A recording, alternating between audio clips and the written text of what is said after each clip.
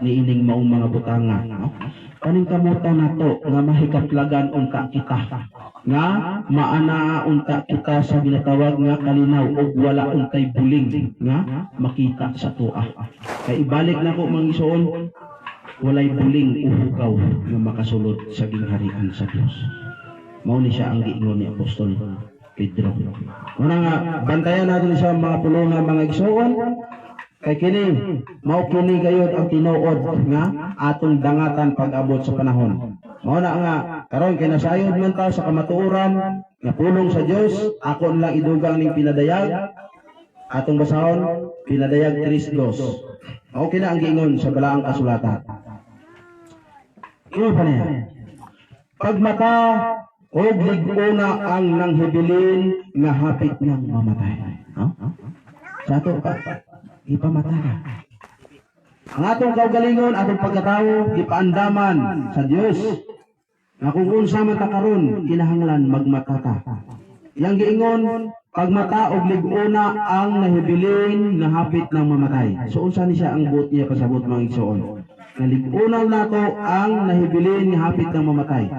Kini nga atong kaugalingon, atong lawas karon, atong kinabuhi karon, no? Nga nahibilin, no? Nga hapit na mamatay. Liguna og pagmata na, ingon pa niya. Pagmata og liguna ang nahibilin nga hapit na mamatay kay ang imong mga buhat wala ko makita nga hingpit sa atubangan sa akong Dios. So wala pa di ay makita. Sa mga tao, mga igsoon, nga naa pa ang tawag nga pagbuhat nga iya sa mga kalibutan. Panahon na nga kita magmata sa among mga buhat, no? Kay sayod ang Dios nga wala pa gayud niya makita ang atong mga maayong buhat, no? Atubangan sa Dios. Mao na nga gipamatata, no? Kugang busa hinumdumi ang imong nadawa o nadugog. Kumana kini o paghinulso.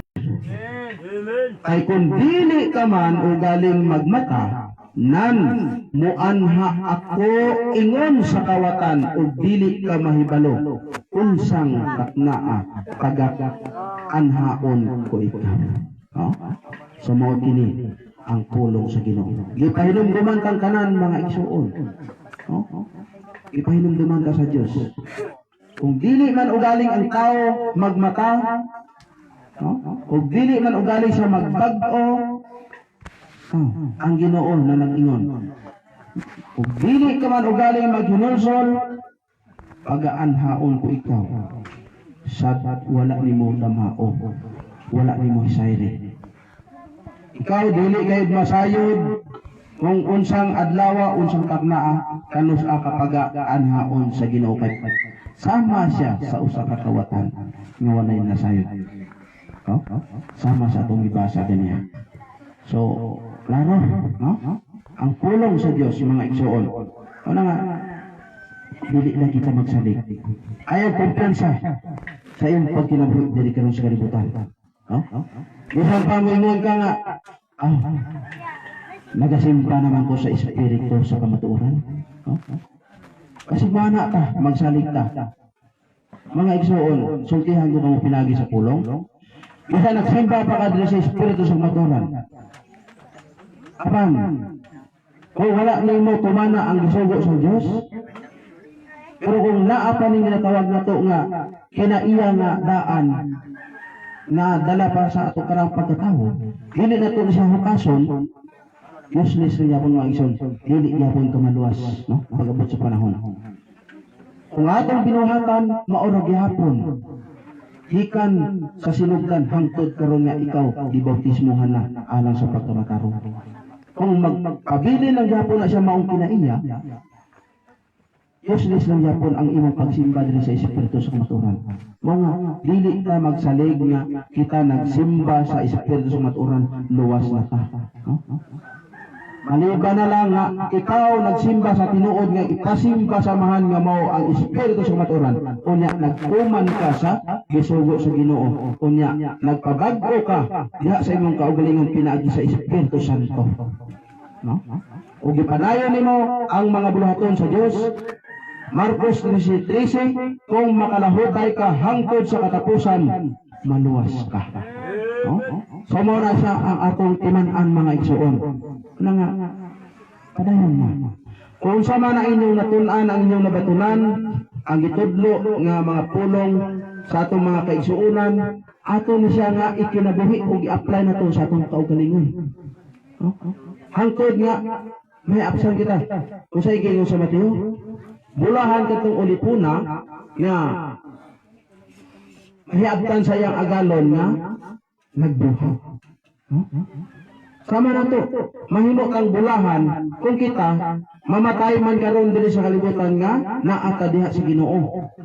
Nagapadayon ka sa pagtuman sa mga buluhaton sa Dios, no? Unya ang atong mga karaan nga mga kinaiyang wala na nato ug gibalikan, no? Ato nang gibag-o, ipabag-o na to pinaagi sa Espiritu Santo. No? Una siya pinakatinuod mga igsuon nga kumbaga Diyos man. No? Na ginabantayan ang sugo sa Dios. Kay lisod man kaayo nga moingon lang ka nga nahigugma man ko sa Dios o nakaila man ko sa Dios. Igo na luwas na ka. Apan sa pagkatinuod o sa ingon diri sa unang Juan 2, unang Juan 2:4. Ingon pa niya. Siya nagaingon, ako nakaila kaniya. Apan wala magbantay sa mga gisugo, kini siya bakapon og wala kaniya ang kamatuoran. Pero pasabot mga igsoon, kung adunay tao magaingon nga siya nakaila sa Ginoo, apan wala magbantay sa gisugo, kini siya bakapon og wala niya ang kamatuoran. Diba? So kasagaran baya madunggan na to sa mga tao.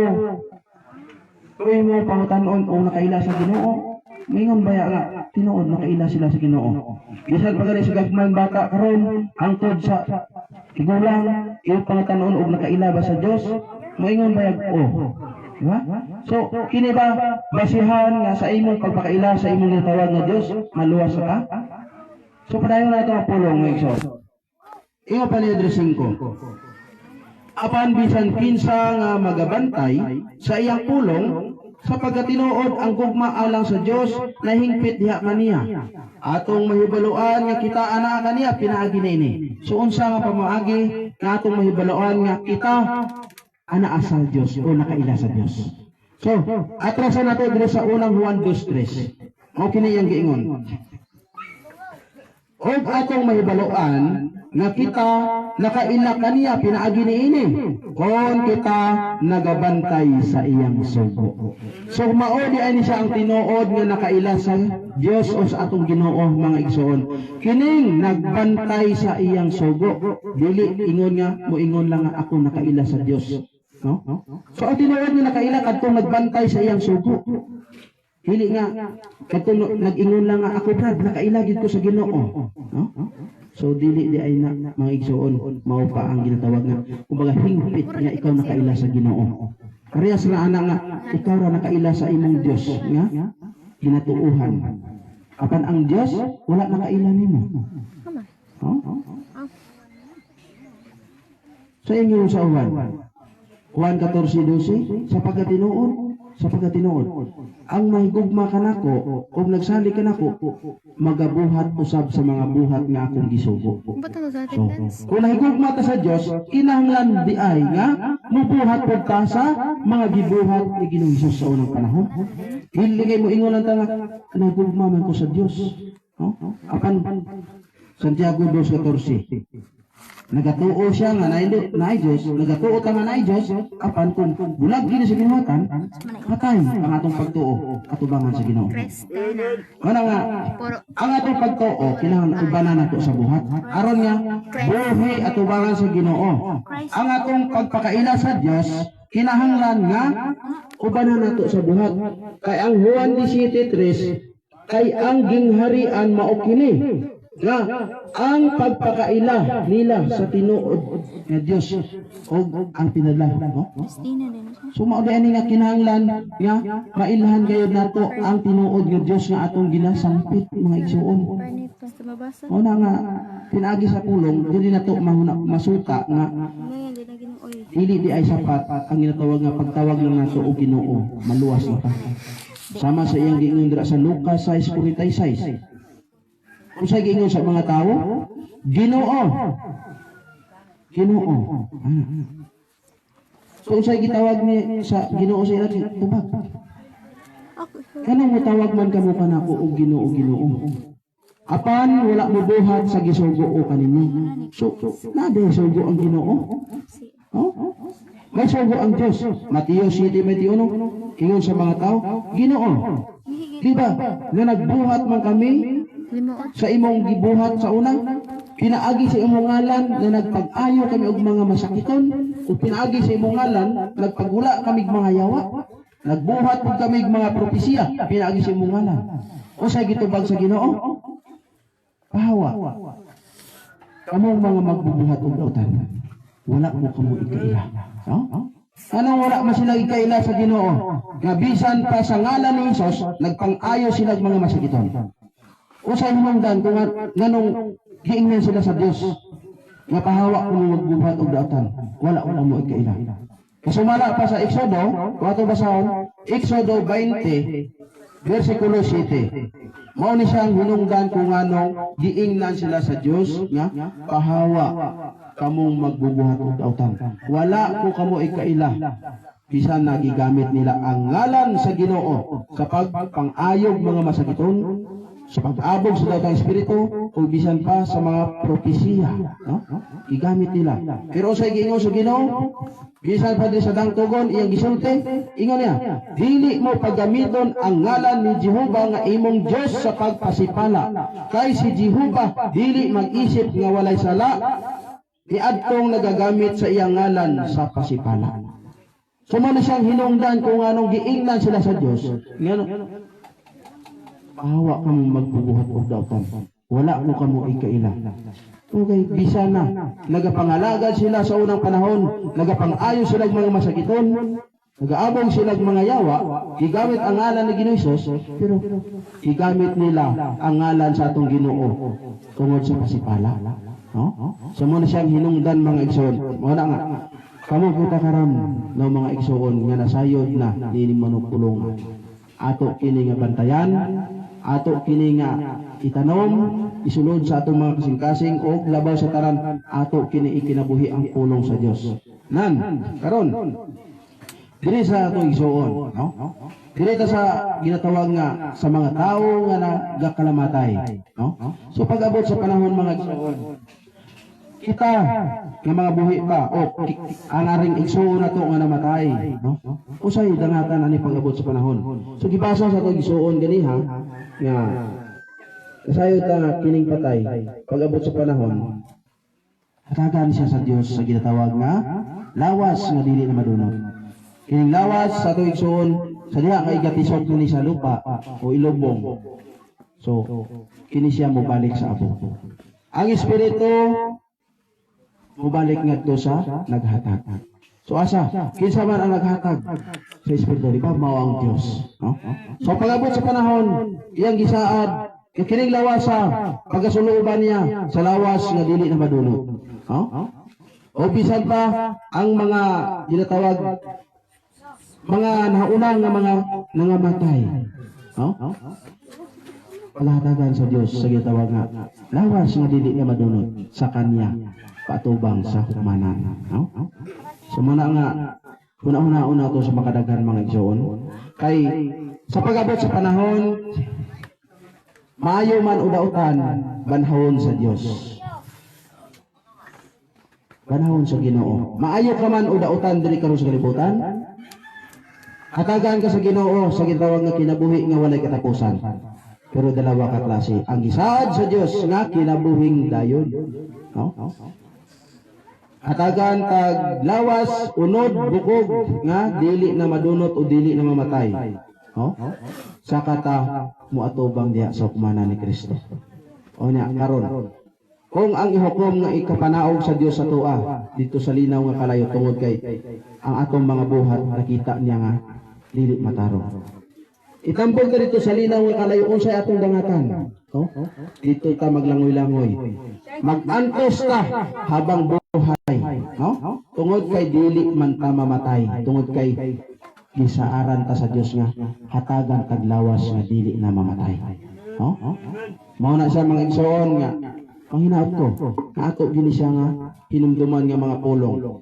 Og kinipod ang tao nga mamatay, kitang tanan mga igsoon, para sa ani sa atong igsoon, kung namatay naman gini siya, no? Nga adunay pamilya nga ginatawag, naay asawa, naay mga anak, so naay mga kaparintihan, no? Pero pag abot dito sa langit mga igsoon, no? Sa ginatawag nga pagkabanhaw, wala na igsoon dito, wala na asawa, wala na anak, unsa pa diha. O sa ikiyo sa pulong, basahan na ito ang Mateo 22. Tugdo na ito, Beresa 29. Apan kanila mitubag si Jesus nga nag-ingon, ningasayop kamo, kay wala kamo makasabot sa kasulatan o sa gahom sa Dios. Kay sa pagkabanhaw, dili na sila mga sawa o magapamana. Kung dili, may sama na sila sa mga manulunda dito sa langit. No? Sumaw na siya nga, dili karo sa kalibutan, kita, gitugutan pa sa Dios. Nga? Pwede kita makapangasawa, pwede po kita makapamana. No? Apan, sa ginatawag nga kabanhawan, moabot ang panahon sa kabanhawan, mga igsoon, wala na dito'y magapangasawa pa, wala na dito sa ginatawag nga makapamana pa. No? So ang kanan mga igsoon, samay-sama na ta sa ginatawag nga mga manulunda dito sa langit. No? Parehas na, walay labaw nato dito pag-abot sa panahon. So mao na siya, nga atong tandaan na siya, nga diri makapagusto pa ta. No? Pero dito, wala na, magsuo na tatanan. Kung dito tama, hidangat sa ginatawag nga, gingharian sa Dios. Pero kung dito ka sa linaw nga kalayo, dili po ka makapangasawa dito. Ang imong ginabati dito, magkagot ka sa imong ipon tungod sa kainit. No? So, maula na mga igsoon, daghang salamat o dalaygon ang Dios sa ngalan ni Jesus tingkak na karon sa kabuntagon. So, atong ibalik sa atong igsoon o mayong udto sa atong Ginoo o sa atong ngitnong amahan sa ngalan ni Jesus. Amen.